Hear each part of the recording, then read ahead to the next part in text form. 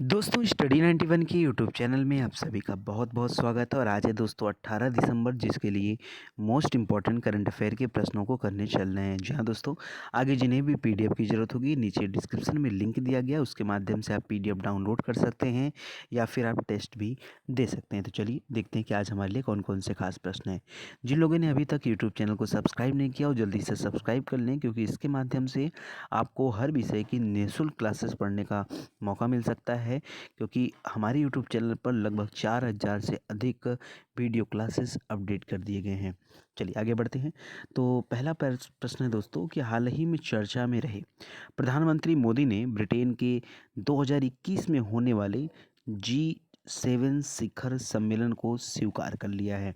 जी हाँ दोस्तों, अच्छा अभी हाल फिलहाल में हम लोगों ने पढ़ा था कि ब्रिटेन के जो पीएम हैं बोरिस जॉनसन, वो इस बार 26 जनवरी यानी गणतंत्र दिवस के मौके पर भारत में मुख्य अतिथि होंगे। ठीक है, लेकिन एक और प्रश्न वहीं से जुड़ा हुआ आ रहा है कि प्रधानमंत्री मोदी ने ब्रिटेन के 2021 में होने वाले G7 शिखर सम्मेलन को स्वीकार कर लिया है। पिछली बार दोस्तों जो G20 हुआ है अभी लास्ट में हाल फिलहाल में, वो हुआ था सऊदी अरबिया में, लेकिन कोविड की वजह से वो वर्चुअल समिट रहा है। ठीक है, तो इस बार G7 शिखर सम्मेलन होने जा रहा है, 2021 में होने जा रहा है, ब्रिटेन में होने जा रहा है। ठीक है, और ब्रिटेन के प्रधानमंत्री कौन है?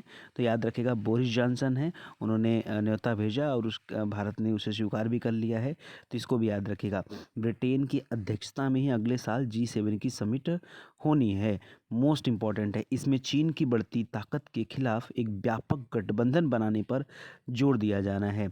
और ब्रिटिश के जो विदेश मंत्री हैं रॉब, उन्होंने 16 दिसंबर 2020 को प्रधानमंत्री नरेंद्र मोदी से गुजरात में मुलाकात भी की। ठीक है, यानी अभी रिसेंट में वो भारत यात्रा पर आए थे, तो उसे भी आप याद रखिएगा। ठीक है, चलिए तो यहाँ पर प्रश्न बन सकता है आपके सामने कि किस देश के प्रधानमंत्री ने प्रधानमंत्री मोदी को 2021 में होने वाले G7 बैठक में आमंत्रित किया है। अच्छा, एक प्रश्न और भी इम्पोर्टेंट हो जाता है यहाँ पर।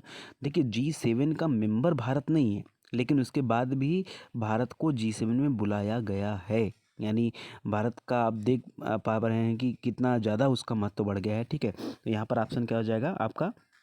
ऑप्शन नंबर बी जो है वो आपका राइट हो जाएगा। आगे बढ़ते हैं दोस्तों।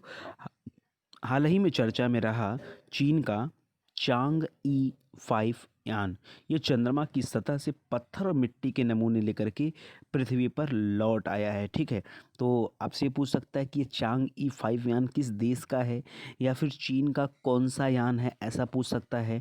तो दोनों पॉइंट आप याद रखिएगा, चीन चांग। ठीक है, चीन का चांग है। ठीक है, चीन का जो यान है उसका नाम है चिंग चांग। ठीक है, तो याद रखिएगा, ये ध्यान में रखिएगा, इंपॉर्टेंट है। करा अमेरिका के अपोलो और सोवियत संघ के लूना। दोस्तों ये जो नाम दे रहा है ना, अपोलो चंद्र मिशन था, अमेरिका के द्वारा चलाया गया था। अभी रिसेंट में दोस्तों आपको पता होगा कि अमेरिका फिर से एक मिशन लाया है चंद्रमा के लिए, जिसका नाम है आर्टेमिस। याद है ना आपको, मैंने कई बार आपको पढ़ाया। ठीक है, तो आर्टेमिस याद रखिएगा। उसी तरह से सोवियत संघ का एक लूना मिशन था जो चंद्रमा के अभियानों से संबंधित था। ठीक है, और वहाँ से नमूने को लेकर के अपने देश लौटने वाले ये सब अपने अपने देश के पहले यान हुआ करते थे। अब उसमें चीन का Chang'e भी शामिल हो जाएगा। ठीक है, अच्छा इससे होता क्या दोस्तों, तो जब कोई भी सैटेलाइट किसी उपग्रह के नमूने पृथ्वी पर लेके आती है, तो उसके अतीत के बारे में, उस उपग्रह के अतीत के बारे में बहुत कुछ जानकारियाँ मिल पाती हैं। ठीक है, इसको ध्यान दीजिएगा। करा Chang'e 5 को 24 नवंबर को दक्षिणी चीन के वेनचांग स्टेशन से एक अंतरिक्ष यान के जरिए छोड़ा गया था। ठीक है, तो ये भी याद रखिएगा, इंपॉर्टेंट है। आगे बढ़ते हैं अगले क्वेश्चन की तरफ। अब देखिए यहाँ प्रश्न क्या बन सकता है कि किस देश का Chang'e 5 यान चंद्रमा की सतह से पत्थर और मिट्टी के नमूने लेकर लौट आया है? तो राइट आंसर क्या हो जाएगा दोस्तों? आपका उत्तर हो जाएगा क्या, बताइए जल्दी से। चीन आपका उत्तर हो जाएगा, चीन का Chang'e 5। ठीक है, तो ऑप्शन नंबर एक यहाँ पर क्या हो जाएगा? सही उत्तर हो जाएगा। अगला प्रश्न देखिए। अगला प्रश्न दे रहा है दोस्तों कि हाल ही में चर्चा में रहे कि अमेरिका ने भारत के प्रति सख्त रुख दिखाते हुए करेंसी मैनिपुलेटर्स की निगरानी सूची में से डाल दिया है। ठीक है, तो आपको पता है दोस्तों, वैसे करेंसी मैनिपुलेटर्स की निगरानी सूची में जनरली किसी देश को नहीं डाला जाता है, लेकिन यहाँ पर अमेरिका ने थोड़ी सी सख्ती दिखाई है। ठीक है, और चीन, ताइवान जैसे 10 देशों के साथ करेंसी मैनिपुलेटर्स यानी मुद्रा में हेर-फेर करने वाले देशों की निगरानी सूची में इसे डाल दिया गया है, ठीक है। तो अमेरिका ने भारत सहित जिन 10 और देशों को इस सूची में डाला है, उसमें उसको भी आप ध्यान में रखेंगे, ठीक है। जैसे भारत, चीन, ताइवान के अलावा जापान, दक्षिण Korea, Germany, Italy, Singapore, Thailand, Malaysia, इन सभी को इस निगरानी सूची में रखा गया है, ठीक है। हाल ही में अमेरिका ने किस देश के प्रति सख्त रुख दिखाते हुए करेंसी मैनिपुलेटर्स यानी मुद्रा में हेर फेर करने वाले देशों की निगरानी सूची में डाल दिया है? तो याद रखिएगा, फिलहाल तो यहाँ पर भारत का संबंध है, तो भारत थोड़ा सा आप ध्यान दीजिएगा। हाल ही में चर्चा में रहे कि इसरो ने, बहुत ध्यान से आप क्वेश्चन को समझिएगा, ठीक है, चर्चा में है लेकिन मैं इस तरह से चीज़ों को बता रहा हूँ कि आपको याद रहे। कह रहा है कि इसरो की स्थापना कब हुआ था? 1969 में। ये वही साल है जिस साल अमेरिका का चंद्रमा मिशन हुआ था, ठीक है, जिस साल हमारे देश में 14 बैंकों का राष्ट्रीयकरण हुआ था, याद रखिएगा। तो कह रहा है इसरो ने 17 दिसंबर 2020 को संचार उपग्रह CMS-01 को लॉन्च किया, ठीक है। एक नया सैटेलाइट लॉन्च किया गया, कम्युनिकेशन सैटेलाइट है, ठीक है। इसको इसरो ने लॉन्च किया है, तो इसको आप याद रखेंगे, CMS इसका नाम है। कह रहा है कि उपग्रह CMS-01 को PSLV C50, देखिए किसी भी सैटेलाइट को लॉन्च करने के लिए एक व्हीकल की ज़रूरत होती है, एक आप कह सकते हो कि यान की ज़रूरत होती है, ठीक है।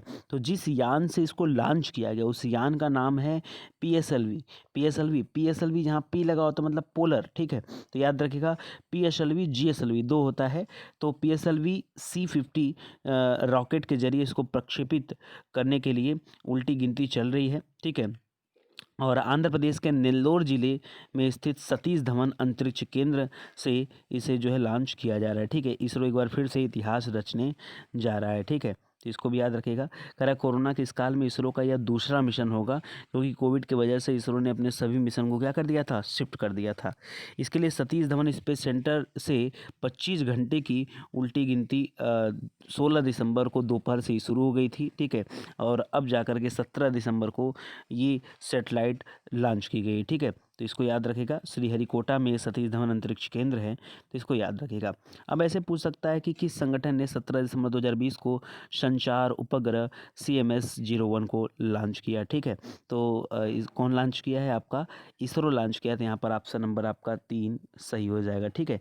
एकदम आराम आराम से पढ़िए, मैं जानबूझ करके आपको डिस्क्रिप्शन पहले दे रहा हूँ, आप 1 वीक कंटिन्यू दोस्तों इसको पढ़ते रहिए, आपको लगेगा कि आपके अंदर बहुत कुछ समझ में आने लगा, बहुत सुधार भी होने लगा है। कह रहा भारत ने स्वदेशी पृथ्वी-2 मिसाइल का सफल परीक्षण किया है। दोस्तों आपने पृथ्वी-2 मिसाइल का परीक्षण कई बार सुना होगा, लेकिन यहाँ पर हमेशा अपडेटेड वर्जन आता रहता है, ठीक है। जैसे एक मिसाइल है, फिर उसमें कुछ अपडेट आया, फिर उसमें कुछ अपडेट आया, ऐसे करके। तो भारत ने स्वदेशी पृथ्वी-2 मिसाइल का सफल परीक्षण किया। और अच्छा एक बात याद रखिएगा, ये जो सैटेलाइट वैटेलाइट होता है ना, वो कहाँ से होता है दोस्तों? वो सब सतीश धवन अंतरिक्ष केंद्र से भेजे जाते हैं।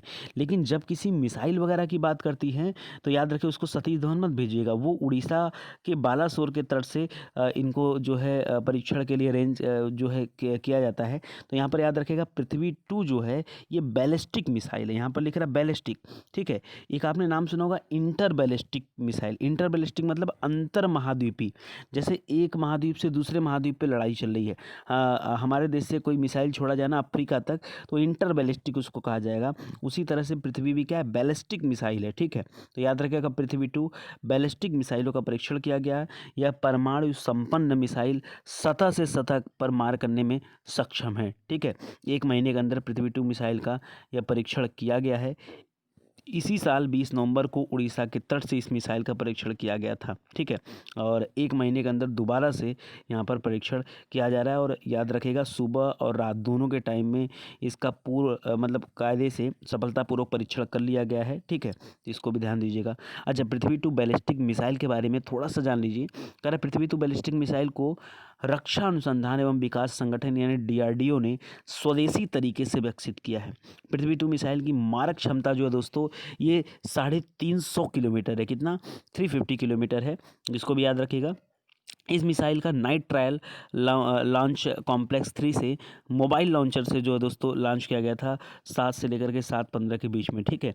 तो आप समझ सकते हैं कि कितनी हाई फाई टेक्नोलॉजी है। कह रहा है कि डीआरडीओ ने स्वदेशी तरीके से विकसित निम्न में से किस मिसाइल को उड़ीसा के बालासोर तट से सफल परीक्षण किया है यानी लॉन्च किया है, तो उसका नाम है पृथ्वी 2, ठीक है। पृथ्वी 2 आपका राइट आंसर हो जाएगा। आगे देखिए, हाल ही में चर्चा में रहे कि विश्व बैंक ने भारत में विकास कार्यों के लिए 80 करोड़ डॉलर 4 परियोजनाओं की मंजूरी दिया है। आप सोचिए, वर्ल्ड बैंक ने एक बार फिर से फंडिंग स्टार्ट कर दिया है, तो भारत में विकास कार्यों को गति देने के लिए, एक दिशा देने के लिए विश्व बैंक ने 80 करोड़ डॉलर कुल मिलाकर के 4 परियोजनाओं पर खर्च करने जा रहा है, ठीक है, विश्व बैंक। तो ये 4 परियोजना कौन कौन सी है ये भी इंपॉर्टेंट है, ठीक है। 80 करोड़ डॉलर भी, अरे भाई 80 करोड़ रुपया नहीं है, 80 करोड़ डॉलर है जो वर्ल्ड बैंक भारत में खर्च करने जा रहा है, ठीक है। तो याद रखिएगा 4 परियोजनाओं को मंजूरी दिया गया है। इनमें से कौन कौन सा है ध्यान दीजिएगा। करा इनमें छत्तीसगढ़ समावेशी ग्रामीण और त्वरित कृषि वृद्धि परियोजना है, जिसको चिराग परियोजना कह रहे हैं, ठीक है।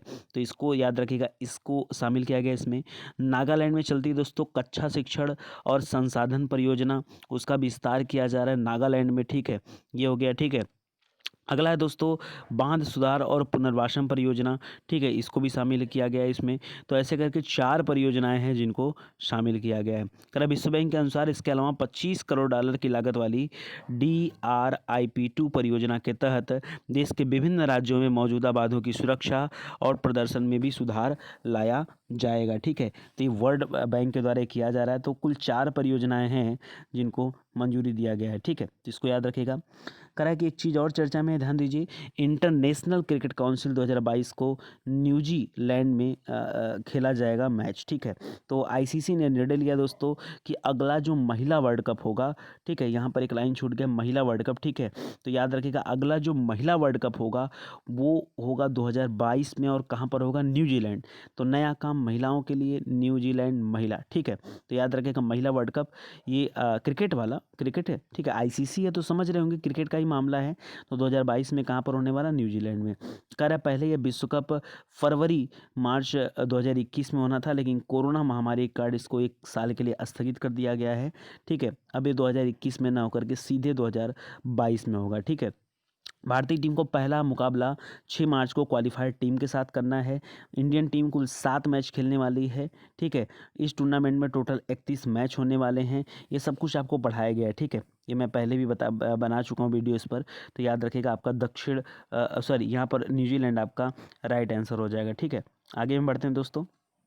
करा कि हाल ही में चर्चा में रहे FIH यानी जो हमारा ये फेडरेशन ऑफ हॉकी है, ठीक है।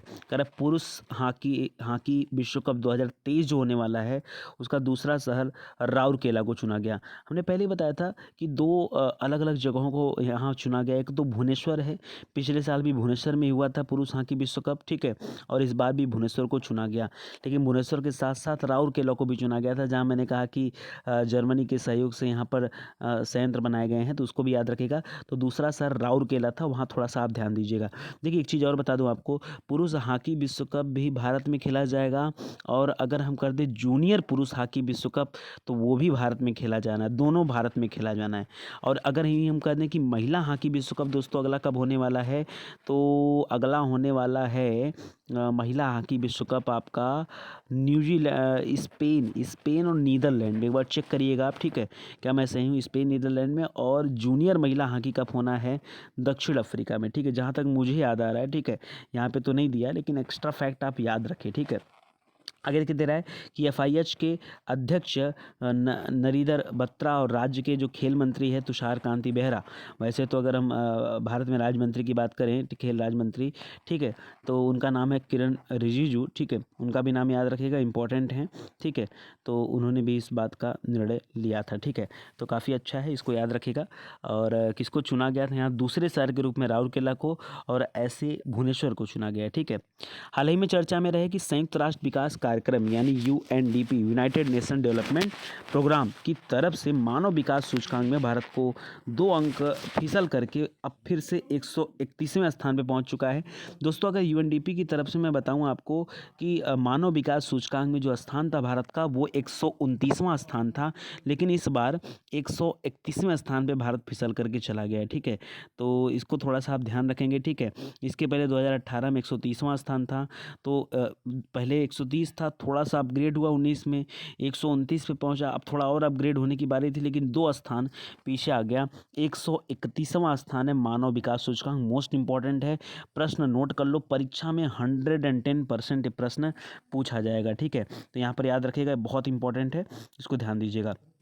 कर हाल ही में चर्चा में रहे कि महाराष्ट्र सरकार ने राज्य के रियल एस्टेट निर्माण कानून को मजबूत बनाने के लिए यूडीसीपीआर को मंजूरी दे दिया है। ठीक है, यूडीसीपीआर दोस्तों एक तरह का रेगुलेशन है, ठीक है, जिसको हम लोग बोलते हैं unified development control and promotion regulations. ठीक है, और जो वहाँ पर रियल इस्टेट का वर्क चल रहा है, आप जान रहे हैं कि वैसे भी महाराष्ट्र में रियल इस्टेट का काम बहुत ज़्यादा चलता है, क्योंकि सपनों की नगरी मुंबई वहीं पर बसी हुई है। ठीक है, तो रियल इस्टेट का वर्क वहाँ बहुत ज़्यादा चलता है, इसको कंट्रोल करने के लिए और मजबूत बनाने के लिए यूडीसीपीआर को मंजूरी दिया गया है। दोस्तों यूडीसीपीआर एक तरह का नियमों का सेट होगा जो मुंबई और वहाँ के आसपास के क्षेत्रों, जैसे अगर कोई हिल स्टेशन की बात कर दें या कोई पर्यावरण संवेदनशील क्षेत्र है या कोई और भी कारपोरेट जो है सेक्टर है, तो उनको छोड़ करके पूरे राज्य के सभी नगर निगम और जितने भी नगर पंचायत हैं, परिषद हैं, उन सब जगहों पे लागू होंगे, केवल कुछ लिमिटेड जगहों को छोड़ करके।